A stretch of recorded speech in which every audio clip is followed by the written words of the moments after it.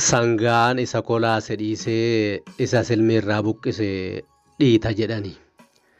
Kana kan jedhe kana miti. Mammaaksa kanas kan mammaake ana miti.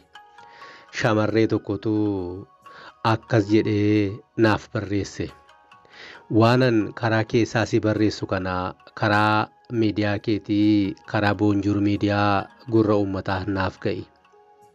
Eeyyee adaraa jechuudhaan jecha mimmiidhagaa fi garaa nama raasuun barreessitee karaa keessaa natti ergite. Anis otoo ittiin dabalin otoo irraan hir'isin akkuma inni jiruttan akka armaan gadittan isinii dhiyeessaatii na hordofaa. Manni kun mana keessanii mana Oromoo guddaa tokko waliin ijaaruu qabna. Warri mana kanaaf maatii taatan guddaa galatoomaa. Warri hin ta'in jirtan yookaan immoo har'a dhuftan immoo har'uma maatii mana kanaa ta'a. Hundumti keessan immoo akka viidiyoon kun nama biraa bira qaqqabuu fi laayik gochuun akka eegaltan isin gaafanna. Kanuma jedheeni gara ergaa shamarree karaa keessa dhaqqabee kanattan isiniif darbaa. Ergichi kunoo akkas jedha. Sangaan kan kolaase dhiisee isa silmiirraa buqqise dhiitaa. Akkam jirtu hundi keessan nagumaa. Isinirraa adda ba'ee jiraachuun ulfaataadha.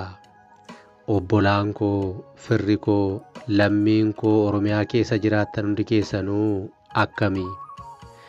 Lammiin koo sababa adda addaan baargama ceetanii yookaan biyya abbaa keessaniitii baatanii biyya adda addaa keessa jiraattan nagaan naaf jirtu. Bakka isin jirtanitti ba'uu keessanii fi galumsi keessan nagaa akka ta'uun kadhadha. Eeyyee eegumsa isaa isiniif baay'isuun jedha. Dhugaadha ani guddaa si yaadeera. Isinoo na yaaddaniittu miti fira koo. Mee seenaa gabaabaa armaan gadii kana naaf dhaggeeffadhaa. Gorsa qabdan immoo naaf kennaa maaloo. Amma isin ajaa'iba. Yeroo ammaa kana ani biyya Arabaan jira. Biyya Arabaa bakka aduun isaa akka wayiitti nama gubu galgalaaf ganama biyyatti hojjetanii lafa mana keessaa gad hin baane keessan jira. Eeyyee ani biyya Arabaa jiraadhu malee biyya keessaa immoo jaalallee qaba. Jaalallee koo kana waliin waggaa dhufu wal fuudhuuf yookaan wajjin gaa'ela dhaabbachuuf walii gallee jirra. Guyyaa guyyaadhaan karaa immoo wal argaa oolla. Qaamaan garaa garaa fagaannu malee yeroo hundaa akka nama wal bira jiruutti wal dubbisne jechuun ni danda'ama.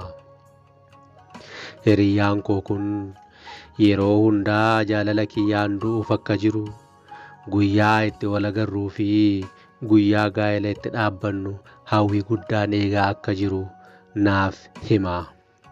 Dhugaa dubbachuuf taanaan jecha kana dubbateen quufu. Guyyaa itti wal agarru gar malee kan eegaa jiru ta'uu jecha afaansaa keessaa ba'utu naaf mirkaneessaa ture. Garuu maal godhu muka jigu bira muka dhibutu jira jedhanii. Utuu akka kanatti waliin haasofnu guyyaa gaafa tokko ani WhatsAppiin banadhe. Inni banachuu koo hin beeku. Suura shamarree biyya Arabaatti wal barre tokkoon irra kaa'e. Biyya anaaf shamarreen kun jirru biyya adda addaati. Lakkoobsa isaa galcheen haay jedheen ergaa ergeefi battalumatti naaf deebise. Anis biyyan jiru jijjiireeni biyya kabiraa akka nama jiraachaa jiruuttan itti hime. Barreeffamaan haasa'uu eegalle. Galgalaa fi ganama natti bilbiluu itti fufe. Kan nama ajaa'ibu osoo oolee hin bulin sin jaalladhe naan jedhe. Marrummaan koo na gube naasuudhaanan gaafa jalqabaa irratti cufe. Itti yaadee buusee baasee xumura isaa baruuf jedhin yeroo kabiraa qalbii koo to'adheeni waa'ee dhuma isaa baruu barbaade. Utuu garaan koo na gubatuu jaalallee hin qabduu jedheen gaafadhe. Hin qabu naan jedhe. Hin sobin gaafan jedhu maqaa haadha isaa waamee kakate. Kun WhatsApp irratti. Hin qabu yeroo naan jedhu fi maqaa haadha isaatti waamee gaafa kakatu harraba isaatti illee hin qabanne. Xiqqoo isheellee itti yaanne daddafee dhumati akka hin qabnee fi jaalallee kabiraa akka barbaadu anaanis akka jaallatu natti hime. Ani obboleettiin keessan nan boba'e nan gubadhe dhugaa dubbachuuf taanaan. Akkuma WhatsAppii kana cufeen immoo Imoo irratti bilbilee na waliin gaa'ela dhaabbachuuf muddamuu fi dheebuu jaalala kiyyaan du'uuf kan jiru ta'uu natti hima. Garaagarummaa sa'aatii tokkootti nama lama ta'ee na waliin haasa'a. Ani gidduutti gubachaan jira. Akka ashaboo cobee dhumuufan jedha. Midhaan lagadheera. Qaamni koo hirrachaa jira. Hirriban qabu. Waanan godhu wallaale ka'ee itti mee tokko tokkoon rakkina isaatti mee dubbachuun barbaada. Gidduutti immoo nan dhiisa. Dhugaa dubbachuuf taanaan jaalalli isaallee na keessaa hin baane.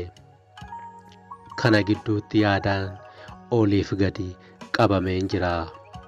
Kanaafuu maal na gorsitu?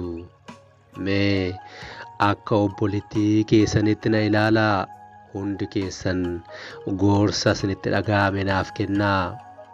Itti himuu? Callisee dhiisuu? Fira koo otoo isin ta'ee maal gootu? Gorsa naa laattaniif durseen isin galateeffadha. Eeyyee kunoo gorsi yookaan xalayaan mucattii kan armaan olitti dhageessan kanaadha.